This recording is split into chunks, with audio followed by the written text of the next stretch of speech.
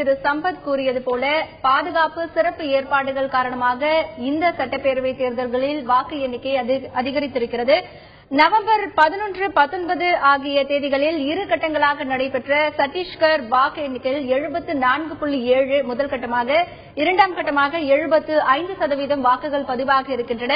மத்திய பிரதேசத்தில் 230 தொகுதிகளுக்காக நடைபெற்ற தேர்தலில் 72.52% வாக்குகள் பதிவாக இருக்கின்றன.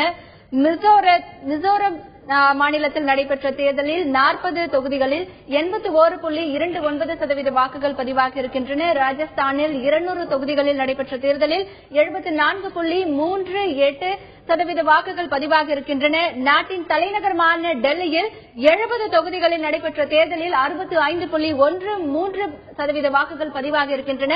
அதில் அதிகபட்சமாக டெல்லியில் 1993ஆம் ஆண்டுதான் 61.75% வாக்குகள் பதிவாகி இருந்தன. அதற்கு பிறகு தற்பொழுது நடைபெற்ற சட்டமன்ற தேர்தலில் தான் 65.13% வாக்குகள் பதிவாகி இருக்கின்றன.